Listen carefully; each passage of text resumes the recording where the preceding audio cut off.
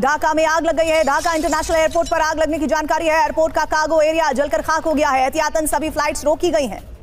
तो इंडिया थोड़ा सा टफ लाइन लेगा और इंडिया थोड़ी एक डिफिकल्ट पोजीशन जो है वो अडॉप्ट करने जा रहा है। इंडिया माफ नहीं करने जा रहा है बांग्लादेश को। और ये जिस तरह वो कहते हैं ना कि दोस्तों, एक बार फिर बांग्लादेश प्रोटेस्ट्स की लपेट में है।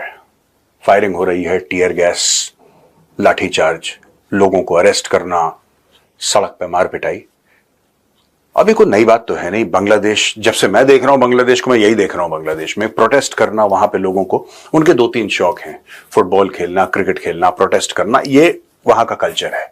अच्छा लगता है लोगों को। बच्चा बड़ा हो गया, प्रोटेस्ट में जाएगा, झंडे फहराएगा, डफली बजाएगा, गाना वाना गाएगा प्रोटेस्ट में। ये बांग्लादेशियों का एक नेशनल कैरेक्टर है, अनफॉर्चुनेटली बन गया है। Good people otherwise.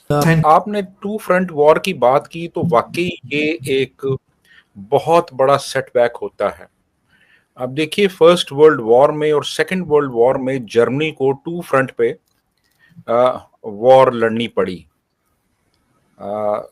यानी एक तरफ सोवियत यूनियन था और दूसरी तरफ बाकी जो वेस्टर्न एलाइज थे वो थे। तो टू फ्रंट वॉर जो होती है वो वाकई ही बहुत ज़्यादा रिस्की भी होती है और उसके बड़े ख़तरनाक नताइज भी निकलते हैं। बांग्लादेश में जो एयरपोर्ट है वहाँ पर 6 किलोमीटर लंबा तो आग लगी है। पूरी की पूरी फैक्ट्रियों को जला दिया गया। अब किसने किया है? अराकान आर्मी ने वहाँ पर अटैक किया था, क्योंकि वहाँ पर सीक्रेट फैसिलिटी थी एक हथियार बनाने की या स्टोर करने की। वो भी कहाँ पर? एयरपोर्ट पर। और एयरपोर्ट के ऊपर जो ये जगह होती है, इसको हिजबुल्ला वाले, हमास वाले, ये ऐसे लोग हैं जो हमेशा रखते हैं। यानी कि बांग्लादेश हमासियों के साथ और हिजबुल्ला वाले जानवरों के साथ मिलकर ये सारे काम करने की प्लानिंग में था। अब किसी ने, अराकान आर्मी ने वहाँ पर अटैक किया और सब कुछ तबाह कर दिया। उसके बाद बांग्लादेश से एक न्यूज़ आती है कि जितने बायलैटरल डील्स हैं जो भारत के साथ साइन हुई हैं, उनको कैंसिल कर दिया गया है।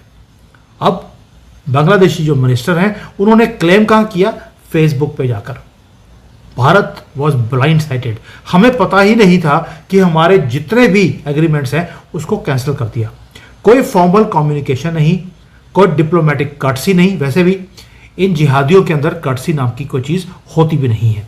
इसलिए मैंने थंबनेल पे जो डाला है जिहादी कंगलिस्तान। सो इंडिया के लिए ये जो बांग्लादेश में सेटअप हुआ है, ये थोड़ा सा उनके लिए चैलेंजिंग है।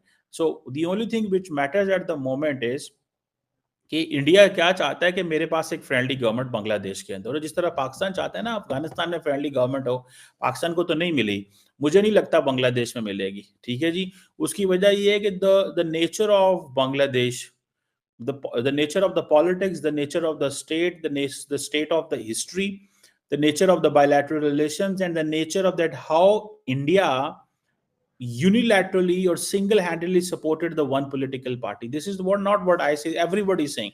Even in India people are saying this. आप इंडियन एनालिस्ट को सुने, वो यही बात बताते हैं कि भाई हमारी एक पॉलिटिकल पार्टी को कांस्टेंट सपोर्ट की वजह से ये मामलात पैदा हुए हैं। तो वो भी एक हसीना वाजिद के डाउनफॉल में ये भी एक रीजन थी। और उससे फिर ये भी हुआ कि जो एक्सटर्नल पावर्स हैं वो भी थोड़ी अलर्ट हो गई। एक्सटर्नल पावर्स भी थोड़ी अलर्ट हो गई कि इंडिया अपना बहुत लंबा चौड़ा इन्फ्लुएंस जो है वो दिखाना चाहता है इस खित्ते के अंदर।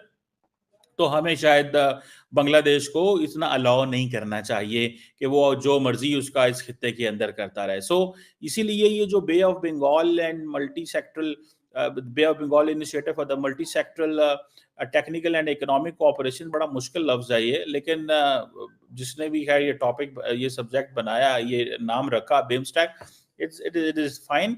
बट रिमेंबर इंडिया ने इसको एक्टिव कर लिया। अब 1997 का ये बना हुआ है। ठीक है। तो म्यांमार को 2004 में उन्होंने आई थिंक ज्वाइन कराया था। हेडक्वार्टर इसका बांग्लादेश में। अब इंडिया बांग्लादेश का उस वक्त तो अच्छे ताल्लुकात थे, तो बांग्लादेश में हेडक्वार्टर बना लिया। लेकिन अब सवाल ये पैदा होता है कि बांग्लादेश हैज द पोटेंशियल कि वो बिमस्टेक को डिसफंक्शनल कर दे। तो ये भी एक हाइपोथेटिकल सिनेरियो है। वैसे वो हाइपोथेटिकल सिनेरियो ये है कि इन केस अगर बांग्लादेश बिमस्टेक को डिसफंक्शनल कर देता है, इंडिया ने सार को ऑलरेडी डिसफंक्शनल किया हुआ है, तो then how the region will move? क्या फिर इंडिया बांग्लादेश को रिमूव करके भूटान, म्यांमार, नेपाल, श्रीलंका, थाईलैंड के साथ चलेगा? तो then it will not work. चीजें उस तरह काम तो नहीं करेंगी। सो इंडिया के लिए इट इज वेरी नेसेसरी कि वो हर कीमत के अंदर बांग्लादेश को अपने फोल्ड के अंदर लेके आए। अगर बांग्लादेश फोल्ड में नहीं आता, but at the end of the day India has so much to offer to Bangladesh, frankly speaking. You know, like in Pakistan की अगर हम बात करते हैं, we don't have anything to offer to Afghanistan in a sense कि हम वहां पे इन्वेस्टमेंट्स नहीं कर सकते। बाकी हम उनके लोगों को यहाँ पे रखें।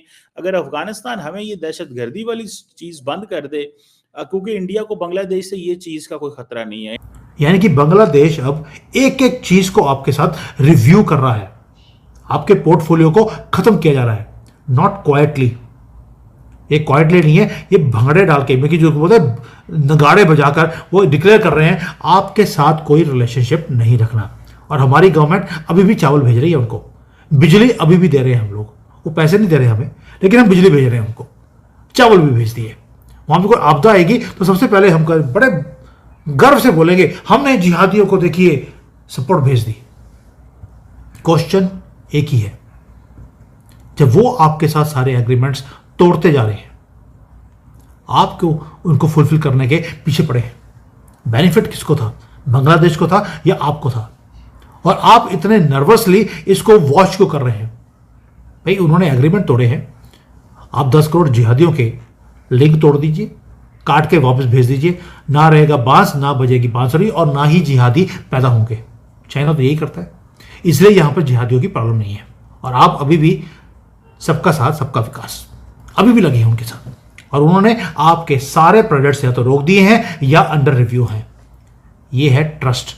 वो आपके ऊपर कभी ट्रस्ट कर ही नहीं सकते। आप जितना मर्जी इनको पालते रहिए, परोसते रहिए।